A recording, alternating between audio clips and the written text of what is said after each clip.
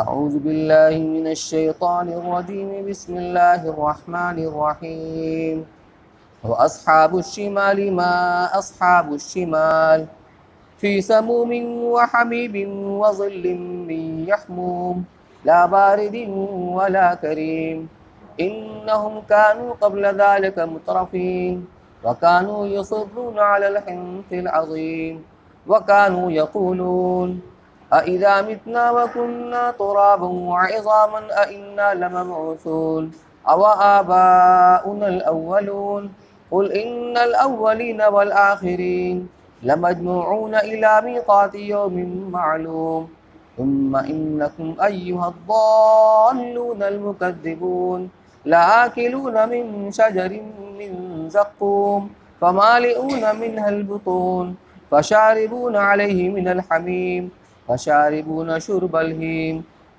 هذا نزلهم يوم الدين نحن خلقناكم فلولا تصدقون أفرأيتم ما تمنون أأنتم تخلقونه أم نحن الخالقون نحن قدرنا بينكم الموت وما نحن بمسبوقين على أن نبدل أمثالكم وننشئكم فيما لا تعلمون وَلَقَدْ عَلِمْتُمُ النَّشْأَةَ الْأُولَى فَلَوْلَا تَذَكَّرُونَ أَفَرَأَيْتُم مَّا تَحْرُثُونَ أَأَنتُمْ تَزْرَعُونَهُ أَمْ نَحْنُ الزَّارِعُونَ لَوْ نَشَاءُ لَجَعَلْنَاهُ حُطَامًا فَظَلْتُمْ تَفَكَّهُونَ إِنَّا لَمُغْرَمُونَ بَلْ نَحْنُ مَحْرُومُونَ أَفَرَأَيْتُمُ الْمَاءَ الَّذِي تَشْرَبُونَ أأنتم أنزلتموه من المزن أم نحن المنزلون لو نشاء جعلناه أجاجا فلولا تشكرون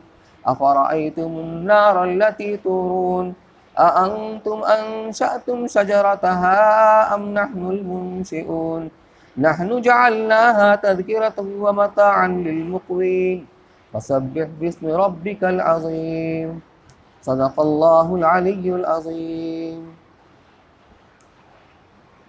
وَأَصْحَابُ الشِّمَالِ مَا أَصْحَابُ الشِّمَالِ اور بائیں والے کیسے بائیں والے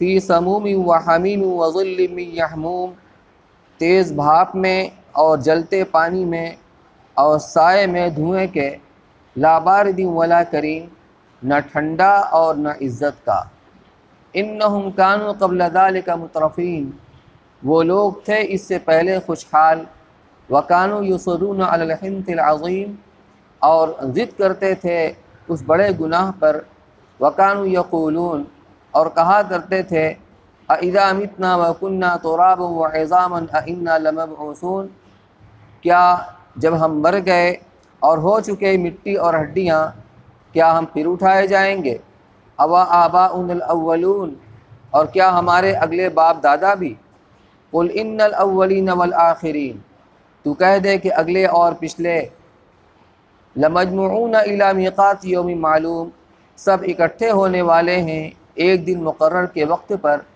ثم انکم ایھا الضالون المکذبون پھر تم جو ہو اے بہکے ہوئے جھٹلانے والو لآکلون من شجر من زقوم البتہ کھاؤ گے ایک درخت سینڈ کے سے فمالئون منہ البطون پھر بھرو گے اس سے پیٹ فشاربون علیہ من الحمیم پھر پیو گے اس پر ایک جلتا پانی فشاربون شرب الہیم پھر پیو گے جیسے پیے اونٹ تونسے ہوئے ھذا نزلہم یوم الدین یہ مہمانی ہے ان کی انصاف کے دن نحن خلقناکم فلولا تصدقون ہم نے تم کو بنایا پھر کیوں سچ نہیں مانتے افرأیتم ما تمنون بھلا دیکھو تو جو پانی تم ٹپکاتے ہو اانتم تخلقونہ ام نحن الخالقون اب تم اس کو بناتے ہو یا ہم ہیں بنانے والے نحن قدرنا بینکم الموت وما نحن بمسبوقین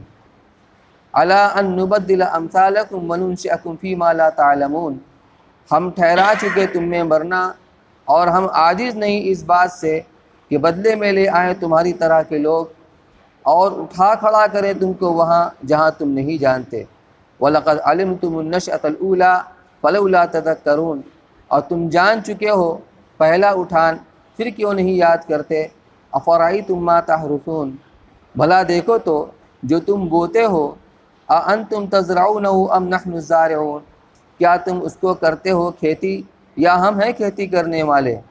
لَوْ نَشَاءُ لَجَعَلْنَاهُ حُطَامًا فَظَلْتُمْ تَفَكَّهُونَ، اگر ہم چاہیں تو کر ڈالیں اس کو روندہ ہوا گھاس، پھر تم سارے دن رہو باتیں بناتے۔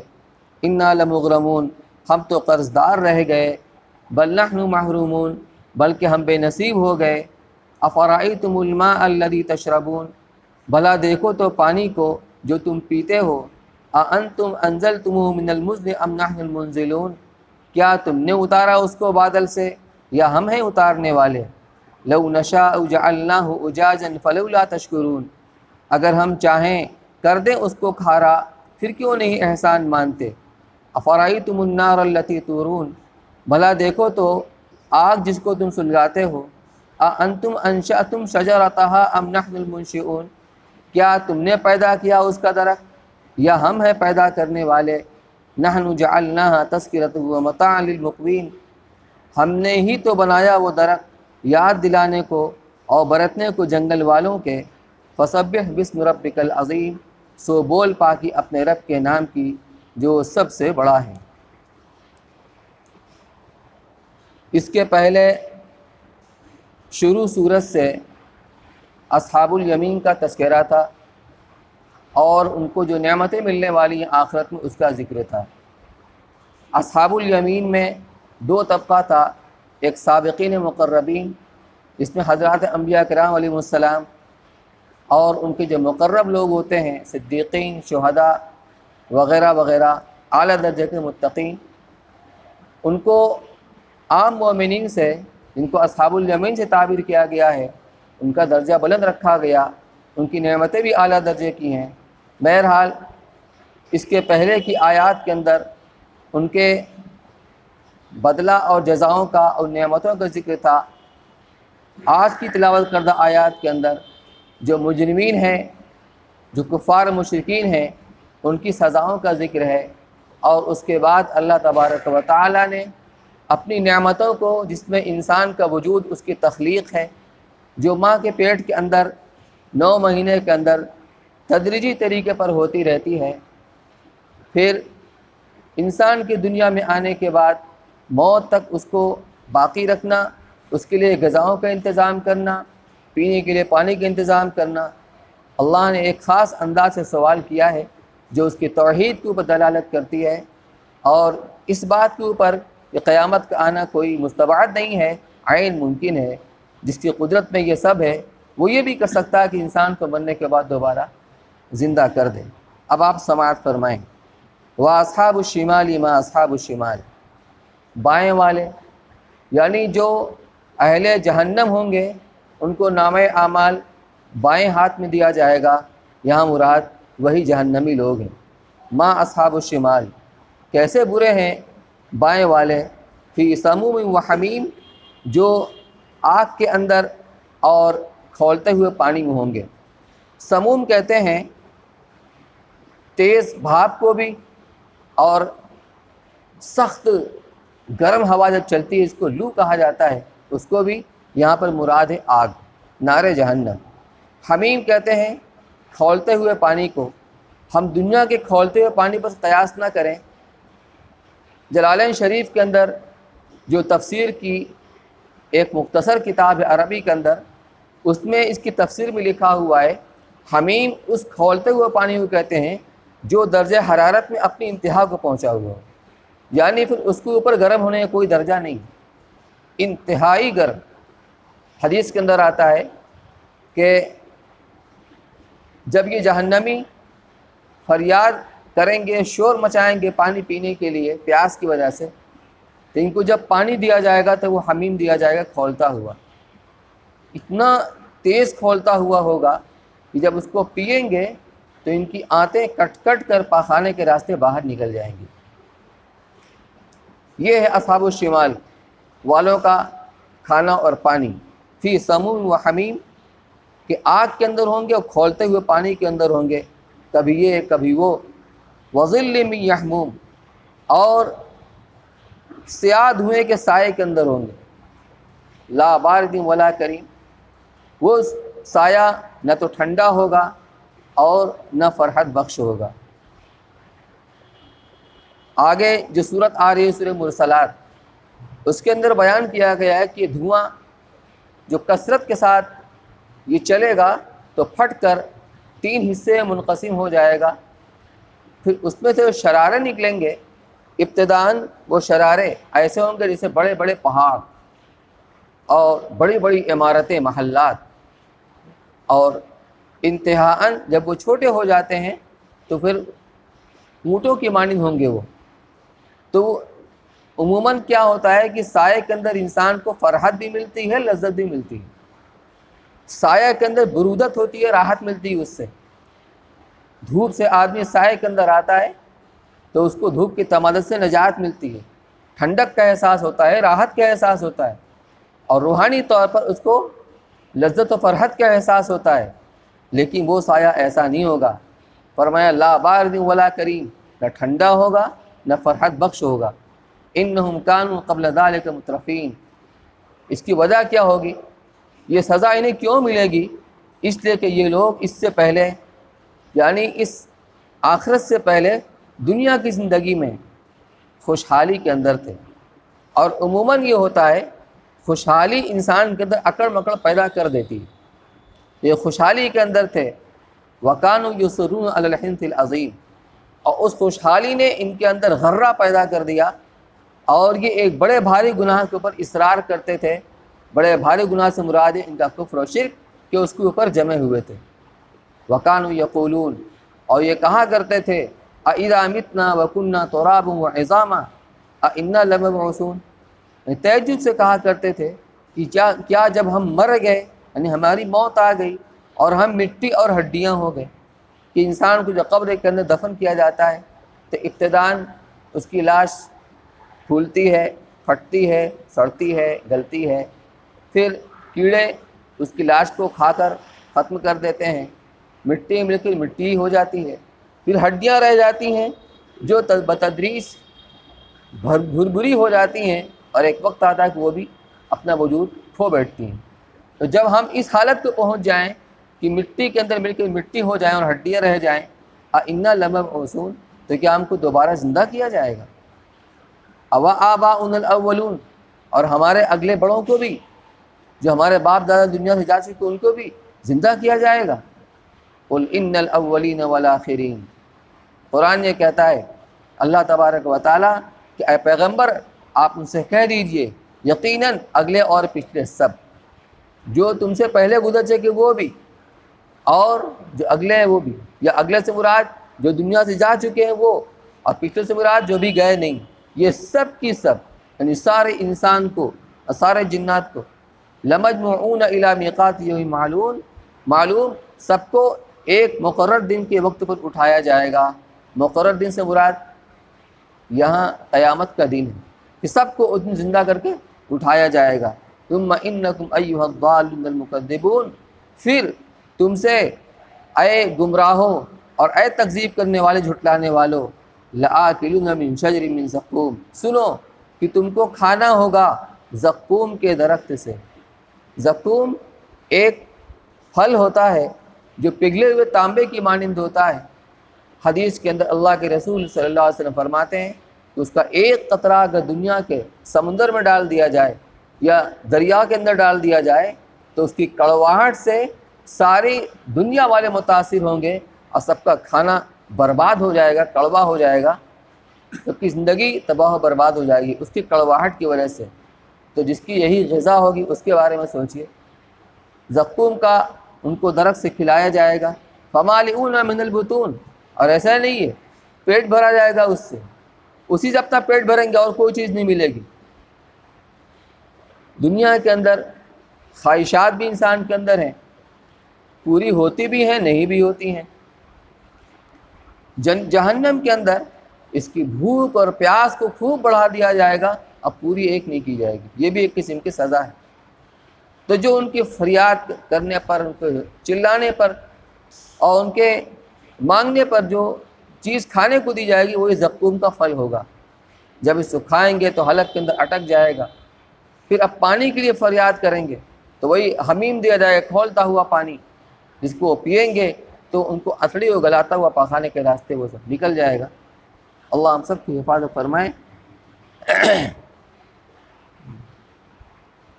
فشاربون علی من الحمیم، اس سے پیٹ بھریں گے اور پھر اس کے اوپر کھولتا ہوا پانی پئیں گے۔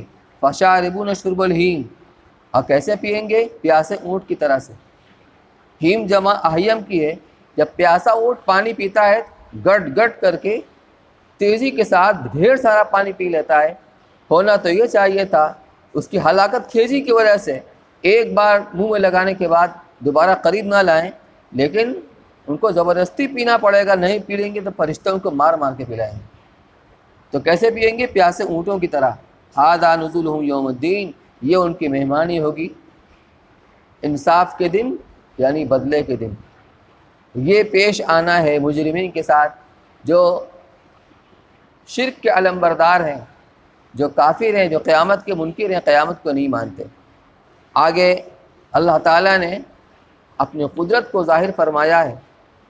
یہ اللہ تعالیٰ کی طاقت کو اپنے اوپر قیاس کر کے یہ کہا کرتے تھے کہ یہ کیسے ہو سکتا ہے، حالانکہ اگر وہ غور کریں تو اللہ نے اس سے کہیں بڑی بڑی چیزوں کو پیدا کیا جس کی یہ بھی اقراری ہے۔ وَلَئِن سَأَلْتُم مَّنْ خَلَقَ السَّمَاوَاتِ وَالْأَرْضَ، کہ اگر آپ ان سے پوچھیں کہ بتاؤ آسمان و زمین کس نے پیدا کیا، تو یہی کہیں گے کہ اللہ نے پیدا کیا۔ اس کے معترف ہیں۔ انسان کو کس نے پیدا کیا؟ اللہ نے پیدا کیا، اس کے معترف ہیں، لیکن باوجود اس کے قائل نہیں ہوتے کہ اللہ تعالیٰ دوبارہ مرنے کے بعد کیسے زندہ کرے گا۔ آگے فرمایا نحن خلقناکم فلولا تصدقون۔ یہاں ان گمراہ لوگوں کو تنبیہ ہے جو سرے سے قیامت قائم ہونے یا دوبارہ زندہ ہونے ہی کے قائل نہیں، یا اللہ تعالیٰ کی عبادت میں دوسروں کو شریک ٹھہراتے ہیں۔ انسان کی اس غفلت اور جہالت کا پردہ چاک کرنا ہے جس نے اس کو بھول میں ڈال رکھا ہے۔ توضیح اس کی یہ ہے کہ اس عالم کائنات میں جو کچھ موجود ہے یا وجود میں آ رہا ہے یا آئندہ آنے والا ہے، اس کی تخلیق، پھر اس کو باقی رکھنا اور پھر اس کو انسان کے مختلف کاموں میں لگا دینا، یہ سب در حقیقت حق تعالیٰ جل شانہ کی قدرت و حکمت کے کرشمے ہیں۔ اگر اسباب کے پردے درمیان میں حائل نہ ہوں اور انسان ان سب چیزوں کی تخلیق بلا واسطہ اسباب کے مشاہدہ کر لے تو ایمان لانے پر مجبور ہو جائے، مگر حق تعالیٰ نے دنیا کو دارالامتحان بنایا ہے، اس لیے یہاں جو کچھ وجود و ظہور میں آتا ہے وہ اسباب کے پردوں میں آتا ہے۔ اللہ نے اس دنیا کو دارالاسباب بنایا ہے۔ ایک بات تو سمجھ لیجئے کہ دارالامتحان ہے۔ فرشتوں نے اللہ تعالیٰ کے سامنے جب اللہ نے اپنی ارادے کی اظہار کیا تھا کہ انی جاعل فی الارض خلیفہ، میں روئے زمین میں اپنا خلیفہ نائب بنانے والا ہوں، تو فرشتوں نے اپنی خدمات کو پیش کیا تھا، نحن نسبح بحمدک ونقدس لک، کہ ہم آپ کی تقدیس اور تحمید بیان کرتے ہیں، اس خدمت کے لیے ہم حاضر ہیں۔ تو اللہ نے فرمایا تھا انی عالم ما لا تعلمون، جو میں جانتا ہوں تم نہیں جانتے۔ ایسی مخلوق ہو جس کے اندر دونوں مادہ ہو، طاعت کا بھی نافرمانی کا بھی، تاکہ طاعت کے ذریعے اللہ کی صفت غفاریت کا، غفوریت کا، ستاریت کا اور جو اللہ انعام کرتے ہیں اس کا ظہور ہو، یہ اللہ کے انعام و احسان کا ظہور ہو، اور جب وہ نافرمانی کر کے توبہ کرے تو اللہ کی صفت غفوریت کا، ستاریت کا ظہور ہو۔ تو اگر اللہ تعالیٰ کو ایسی نشانی ظاہر کر دے کہ سارے انسان اور جنات مجبور ہو جائیں اس کی اطاعت اور عبادت کے اوپر، تو پھر اس کے لیے فرشتے کافی تھے، پھر انسان کو لانے کی کیا ضرورت تھی؟ اس لیے ہر انسان اپنے اختیار سے عبادت بھی کر سکتا ہے اور بغاوت بھی کر سکتا ہے، اطاعت کا راستہ بھی اختیار کر سکتا ہے، نافرمانی کا راستہ بھی اختیار کر سکتا ہے۔ کیوں؟ کہ دنیا دارالامتحان ہے۔ تو اللہ نے یہاں سے اپنی توحید کے دلائل دیے ہیں، اور اس بات کے کہ جس طرح سے اللہ کی قدرت میں یہ سب کچھ ہے، اللہ کی قدرت میں انسان کو مرنے کے بعد دوبارہ زندہ کرنا بھی ہے۔ نحن خلقناکم فلولا تصدقون، ہم نے تمہیں پیدا کیا ہے تو پھر تب تم تصدیق کیوں نہیں کرتے؟ پیدا اللہ نے کیا، آگے فرمایا افرأیتم ما تمنون، اللہ نے پہلے آدم علیہ السلام کو پیدا کیا اپنی قدرت سے بغیر ماں باپ کے، حوا علیہ السلام کو پیدا کیا آدم علیہ السلام کی پسلی کی ہڈی سے، اور عیسیٰ علیہ السلام کو پیدا کیا اللہ نے اپنی قدرت سے بغیر باپ کے۔ اللہ کی قدرت میں سب کچھ ہے، لیکن اللہ نے ایک سنت جاری کی ہوئی ہے کہ انسان دنیا کے اندر ماں باپ کے راستے سے وجود کے اندر آئے گا، کرتے اللہ ہیں، پیدا اللہ کرتے ہیں۔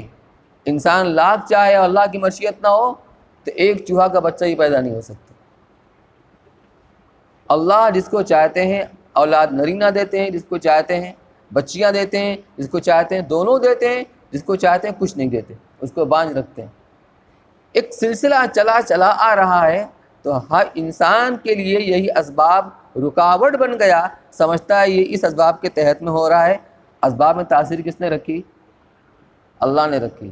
چھوٹی سی مثال ہے، آم کی گٹھلی ہے، دو آدمی کھڑے ہوئے ہیں، زمین کے اوپر کچی زمین ہے، گٹھلی پڑی ہوئی ہے، کسی نے پھینک دیا ہے، اور ایک آدمی بات چیت کے دوران روا روی کے اندر گھٹلی کو اپنے ایڑیوں سے دبا کر کے زمین میں دبا دیتا ہے، بس اتنا کام کرتا ہے۔ اب قدرت اس کے اندر لگ گئی، جب وہ زمین کے اندر دب گئی، اس کے اوپر پانی پڑا، تو وہی سڑتی ہے، پھٹتی ہے، اس میں سے باریک کوپلیں نکلتی ہیں، پھر وہ پودا ہوتا ہے، پھر وہ درخت بنتا ہے، پھر اس کے اوپر ہزاروں آم آتے ہیں۔ انسان کیا کرتا ہے کہ اسباب کے راستے اختیار کرتا ہے، اور صحبت کے ذریعے سے یہ منی کا قطرہ رحم مادر کے اندر پہنچا دیتا ہے۔ اس کا بس اتنا کام ہے، اس کے بعد اس فیکٹری کے اندر، اس بچے دانی کے اندر اس بچے کی کیا ہو رہا ہے؟ تخلیق ہو رہی ہے بتدریج، باریک باریک مشینیں، اس کا دل، اس کا دماغ، آنکھ، کان، ناک، زبان، اور سننے کی صلاحیت، دیکھنے کی صلاحیت، بولنے کی صلاحیت، سب کی سب اس کے اندر تیاری ہو رہی ہے۔ خود اس ماں کو پتہ نہیں اس کی پیٹ کے اندر ساری تیاری ہو رہی، کون کر رہا ہے؟ اللہ کر رہے ہیں۔ لیکن ایک روٹین چلی آ رہی ہے، اس سے اللہ کی قدرت نظر نہیں آتی۔ نبیوں نے آگے خبر دی ہے، اس پر ہمارا ایمان و یقین ہونا چاہیے۔ ہم اسباب کے ذریعے سے ہر کام کو ہوتا ہوا دیکھتے ہیں، سمجھتے ہیں ان اسباب کے ذریعے سے ہو رہا ہے، حالانکہ اسباب ہی اللہ کے محتاج ہیں۔ اللہ نہ چاہے سارے اسباب کو ہوتے ہوئے کچھ نہیں ہو سکتا۔ تو فرمایا افرأیتم ما تمنون، جو تم منی کا قطرہ، جس کو بھلا بتاؤ تو صحیح، جو منی کا قطرہ تم پہنچاتے ہو کہاں؟ رحم مادر کے اندر، اانتم تخلقونہ ام نحن خالقون، اس کو پیدا کر کے جیتا جاگتا انسان بنانا تمہارا کام ہے کہ ہمارا کام؟ تمہارا کام تو صرف اتنا ہے کہ اسباب کے درجے میں تم نے اس قطرہ منی کو اس مقرر جگہ پر پہنچا دیا، اب اس کے بعد اس کے سارا تغیر و تبدل بتدریج اس کو انسان بنانا، اس کے اندر روح کا ڈالنا، یہ سب کی سب یہ تمہارا کام ہے کہ ہمارا کام ہے؟ یعنی ہم ایسے قدرت والے ہیں، جب ہماری قدرت اتنی بالا و برتر ہے تو ہم وہ بھی کر سکتے ہیں، انسان کو پیدا کر سکتے ہیں، اس کے تم بھی معترف ہو، تم اس کا اقرار کرتے ہو کہ اللہ ہی نے اول بار انسان کو پیدا کیا ہے، تو ہم دوبارہ اس کو مرنے کے بعد دوبارہ بھی اس کو پیدا کر سکتے ہیں، زندہ کر سکتے ہیں، ہماری قدرت کے اندر ہے۔ یہ توحید کی بھی دلیل ہے اور قیامت کے وقوع کی بھی دلیل۔ نحن قدرنا بینکم الموت وما نحن بمسبوقین، ہم نے ٹھہرایا ہے تمہارے درمیان میں موت کو، اور ہم اس سے عاجز نہیں ہیں کہ ہم تمہارے جیسی مخلوق بنا دیں تمہارے بدلہ میں، تمہاری جگہ پر، اور تم کو ہم ایسی مخلوق بنا دیں جس کو تم جانتے بھی نہیں ہو۔ یعنی اللہ ہی نے انسان کو نیست سے ہست کیا۔ هل اتى على الانسان حين من الدهر لم يكن شيئا مذكورا، انسان پر ایسا زمانہ بھی آیا ہے کہ کوئی قابل شمار، کوئی قابل قدر چیز نہیں تھا، موجود نہیں تھا، عدم سے اللہ تعالیٰ وجود کے اندر لائے، نیست سے ہست کیا، اس کو پیدا کیا، اور پیدا کرنے کے بعد اللہ نے موت تک اس کو باقی رکھنے کا فیصلہ کیا اور اس کی ضروریات کے انتظام کیا۔ یہ سب اللہ کی حکمت سے، اس کے فیصلے سے، اس کی قدرت سے یہ سب کچھ ہو رہا ہے۔ تو ہم نے ایک وقت مقررہ تک اس کو باقی رکھا، اگر ہم چاہیں ہماری مشیت ہو تو ہم تم کو ختم کر کے تمہاری جگہ دوسرے انسانوں کو پیدا کر دیں، اور تم کو ہم ایسا بنا دیں جس کو تم جانتے بھی نہیں ہو، تمہیں ہم جانور بنا دیں، بندر بنا دیں، خنزیر بنا دیں، کتا بنا دیں، بلی بنا دیں۔ اللہ کو سب پر قدرت ہے، ہم سب کچھ کر سکتے ہیں۔ آگے فرمایا وَلَقَدْ عَلِمْتُمُ النَّشْأَةَ الْأُولَىٰ فَلَوْلَا تَذَكَّرُونَ، اور تم تو جان چکے ہو پہلی پیدائش کو، تو تم دھیان کیوں نہیں کرتے؟ جب تم اس کے اقراری ہو کہ ہمیں اللہ ہی نے پیدا کیا ہے، تو تخلیق اول اللہ ہی نے کی ہے، ایک ہے ایجاد، ایک ہے ایعاد۔ کسی چیز کو عدم سے وجود میں لانا جس کو کہتے ہیں ایجاد کرنا۔ ایجاد کرنا، ایجاد کرنا مشکل کام ہوتا ہے۔ دنیا میں طرح طرح کی چیزیں، مشینیں لانچ ہو رہی ہیں۔ جب تک ٹیلی ویژن نہیں تھا، جب ٹیلی ویژن آیا لوگوں کو حیرت ہو رہی تھی کیسے اس پر تصویر چل رہی ہے۔ کیلکولیٹر آیا، اس کے بعد موبائل آیا اور نیٹ آیا، اور کیا سے کیا ہو رہا ہے، ساری دنیا اس سے ایک کمپیوٹر کے اندر آ جاتی ہے، جب چاہو جس سے چاہو رابطہ کر لو۔ یہ ایجاد۔ تو ایجاد کرنے والے چند ایک ہوتے ہیں، لیکن اگر اس کے اندر کوئی خرابی آ جائے، وہ ٹوٹ جائے، اس کو کھول کر سارے اس کے پارٹس کو الگ الگ کر دیا جائے، اس کو جوڑ کر پھر ویسے بنا دینا یہ آسان کام۔ اس کے کرنے والے بہت سارے ہیں، ریپیئرنگ کی دکان کھلی ہوئی جگہ جگہ پہ۔ تو ایجاد یہ مشکل کام ہے جس کے تم معترف ہو، اقرار کرتے ہو، تو تم ایجاد کے اقراری کیوں نہیں، اس کا اعتراف کیوں نہیں کرتے؟ جس اللہ اول مرتبہ پیدا کر سکتا ہے، اس کو مرنے کے بعد دوبارہ بھی اس کو زندہ کر سکتا ہے۔ تو تم جان چکے ہو پہلی پیدائش کو، تو تم دھیان کیوں نہیں کرتے؟ افرأیتم ما تحرثون، اچھا بھلا بتاؤ تو صحیح، جو تم بوتے ہو کھیت کے اندر، بیج ڈالتے ہو، بوتے ہو، کسان کا کام کیا ہے؟ کسان کا کام صرف اتنا ہے کہ ہل چلا کر زمین کو نرم کر دینا، تاکہ جب اس کے اندر بیج ڈالا جائے تو زمین کی سختی اس کو باہر نکلنے سے مانع نہ بنے۔ بس ہل چلا کے زمین کو نرم کر دیا اور اس کے اندر بیج ڈال دیا، اس کے بعد کا کام کون کرتا ہے؟ وہ گیہوں کا دانہ گیا اندر میں، وہ سڑا، اور سڑنے کے بعد اس کے اندر سے باریک کوپل نکلی، انتہائی نرم و نازک سوئی نکلی، اور زمین کو چیر کر کے نکلی، زمین کے سینے کو چیر کر اللہ نے اس کی حفاظت فرمائی، پانی کے ذریعے، سورج کی کرنوں کے ذریعے، چاند کی روشنی کے ذریعے اس سے غذا کا انتظام ہو رہا ہے، بقا کا انتظام ہو رہا ہے۔ پھر وہ اور آگے بڑھی، پھر وہ مضبوط بھی، اس کے اندر دانے پڑے، یہ سب کچھ ہو رہا ہے۔ کون کر رہا ہے؟ کسان کر رہا ہے؟ کسان نہیں کر رہا ہے۔ کسان نے تو ایک کام کیا ہے جو ایک سبب کے درجے میں ہے، جب تک اس کو نہیں کیا جائے گا آگے کی کارروائی مکمل نہیں ہوگی۔ تو اس نے بیج ڈال دیا، اس کے بعد اس کو درخت بنانا، اس پر سے پھل لانا، پھول لانا تمہارا کام ہے کہ ہمارا کام ہے؟ یہ ہے ہماری قدرت کہ تم اس کو اَأَنْتُمْ تَزْرَعُونَهُ أَمْ نَحْنُ الزَّارِعُونَ، کہ تم اس کو اگاتے ہو یا ہم اگاتے ہیں۔ لَوْ نَشَاءُ لَجَعَلْنَاهُ حُطَامًا، اگر ہم چاہیں تو اس کو چورا چورا کر دیں۔ فَظَلْتُمْ تَفَكَّهُونَ، پھر تم سارے دن باتیں بناتے رہو، تم حیرت سے کہتے رہو کہ یہ کیا ہو گیا، اِنَّا لَمُغْرَمُونَ، ہم پر تو قرضہ پڑ گیا، ہم تو قرض دار رہ گئے۔ بل نحن محرومون، صرف یہی نہیں بلکہ ہم تو محروم رہ گئے۔ ہوا کیا؟ جب دانہ نکلتا ہے، بالیاں آتی ہیں اور بالی کے اندر دانے پڑتے ہیں، تو دانہ ہی اصل مقصود ہوا کرتا ہے۔ اللہ تعالیٰ فرماتے ہیں اگر اس کے اندر ہم دانہ نہ ڈالیں، دانہ پیدا نہ کریں، وہ بالیاں دانے سے خالی ہوں، تو پھر کیا ہوگا؟ وہ سوکھیں گی۔ جب سوکھیں گی تو اس کے اندر ٹھوس پن تو ہے نہیں بغیر دانہ کے، تو وہ پھر چورا چورا ہو جائیں گی۔ اور تم جو امید لگائے بیٹھے ہو کہ ہم نے 10 ایکڑ زمین کے اندر ہم نے گیہوں کی کھیتی کی ہے، اس میں اتنا گیہوں نکلے گا، اس کو مارکیٹ کے اندر بیچیں گے، اور جو پیسہ آئے گا اس سے سارے قرض کو ادا کریں گے، بچی کی شادی کریں گے، مکان چورا ہے اس کی مرمت کریں گے، یہ سارے خواب سجائے بیٹھے ہوئے ہو، اور اگر اس کے اندر دانہ ہی نہ پڑے، اس کو ہم چورا چورا کر دیں، تم کیا کر سکتے ہو بتاؤ؟ تب تم یہی کہو گے فضلتم تفکہون، کہ تم پھر باتیں بناتے رہو سارے دن بیٹھ کر کہ ہم تو قرض دار رہ گئے، ان بل نحن محرومون، بلکہ ہم تو بے نصیب ہو گئے، محروم ہو گئے، اب کیا ہوگا؟ یہ سارا نظام کون چلاتا ہے؟ اللہ۔ آگے فرمایا افرأیتم الماء الذی تشربون، بھلا وہ پانی جو تم پیتے ہو، اانتم انزلتموہ من المزن ام نحن المنزلون، اس کو بادلوں سے تم اتارتے ہو یا ہم اتارتے ہیں؟ آج تو شہروں کے اندر ندی کے ذریعے سے پانی آ جاتا ہے، یا بورنگ کر کے زمین سے پانی نکال لیا جاتا ہے۔ وہ لوگ جو جنگلات کے اندر رہتے ہیں، ریگستانوں کے اندر رہتے ہیں، جہاں پانی کی یہ مقدار وافر مقدار نہیں رہتی ہے، اور ان کا گزر بسر بارش کے پانی کے اوپر ہوتا ہے، ان کے بارے میں سوچو۔ وہ پانی جو تم پینے میں استعمال کرتے ہو، اس کو بادلوں سے تم اتارتے ہو یا ہم اتارتے ہیں؟ یہ اللہ کی قدرت ہے کہ وہ بادل کے اندر وہ پانی جو سمندر سے وہ اب خراج کے ذریعے سے اس کو کشید کرتا ہے، جو پانی کڑوا ہوتا ہے، اور اللہ تعالیٰ اس کو کنورٹ کرتے ہیں میٹھے پانی کے اندر. وہ پانی جب برستا ہے آسمان سے وہ انتہائی میٹھا پانی ہوتا ہے. اللہ فرماتے ہیں اگر ہم اس کو کڑوا کر دیں تو تم کیا کر سکتے ہو؟ زمین کے اندر کا پانی جو تم بورنگ کر کے نکالتے ہو اس کو گہرائی کے اندر نیچے اتار دیتے ہو، تم کیا کر سکتے ہو؟ سب کچھ اللہ کی قدرت کے اندر ہے. جو ایسا قادر مطلق ہے وہ یہ بھی کر سکتا ہے کہ مرنے کے بعد دوبارہ زندہ کر سکتا ہے.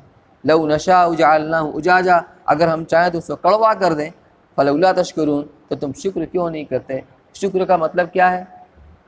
شکر کہتے ہیں کہ انعام کرنے والے اور احسان کرنے والے کی جو نعمت ہوتی ہے اس کو اس کی طاعت میں خرچ کرنا. اللہ نے جو ہمیں مال دیا ہے، مال کے ہم مالک نہیں ہیں. مما رزقناہم ينفقون، جو مال ہم نے دیا ہے اس میں سے وہ خرچ کرتے ہیں، اللہ نے دیا ہے. دکان ایک ذریعہ ہے، تجارت ملازمت ایک ذریعہ اور بہانہ ہے، دینے والے تو اللہ ہیں. نحن قسمنا بینہم معیشتہم، ہم نے انسانوں کی روزی ان کے درمیان میں تقسیم کر رکھا ہے. آدمی کی محنت کی بنیاد پر روزی نہیں ملا کرتی ہے، اللہ کی تقسیم کی بنیاد پر روزی ملا کرتی ہے. تو بات کہاں سے کہاں چلی گئی؟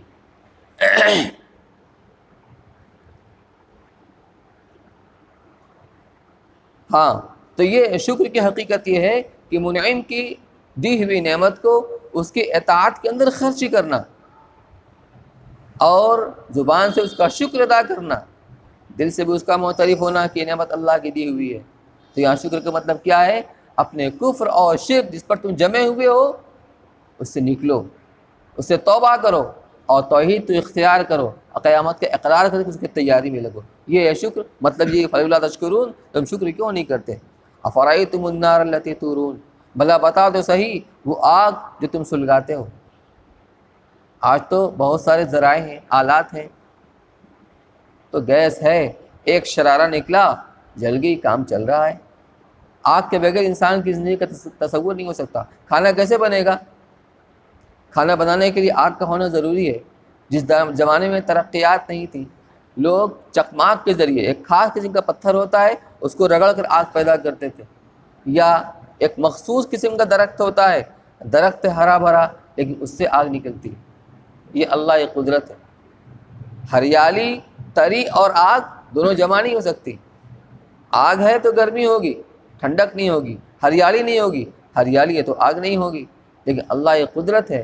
جو آگ تم سلگاتے ہو، اَأَنتُمْ أَنشَأْتُمْ شَجَرَتَهَا أَمْ نَحْنُ الْمُنشِئُونَ، اس کے درخت کو تم نے پیدا کیا ہے یا ہم نے پیدا کیا ہے؟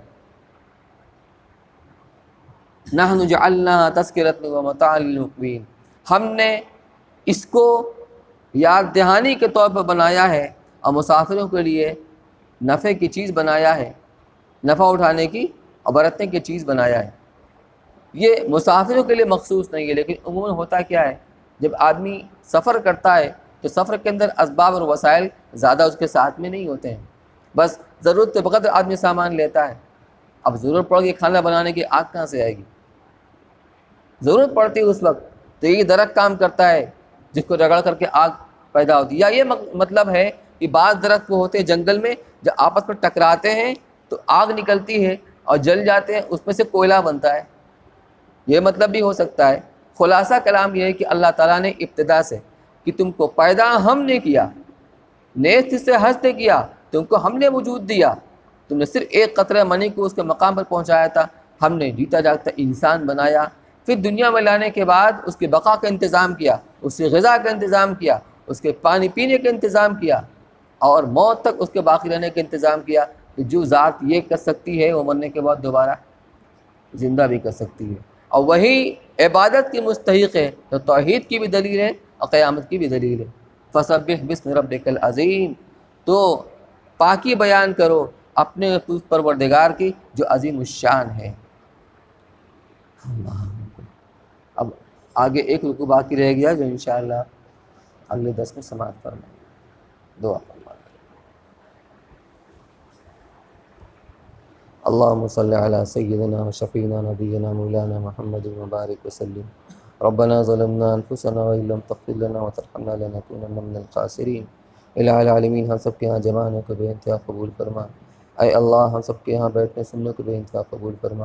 اے اللہ قرآن پاک کی جو آیات پڑھی گئیں، اے اللہ جو اس کے مفہوم کو بیان کیا گیا، اس سے مجھ سے جو بھی کمی کوتاہی ہوگی اپنے دریا رحم سے معاف فرما۔ اے اللہ اس کے مفہوم کو ہم سب کے دلوں کے جاگزی فرما۔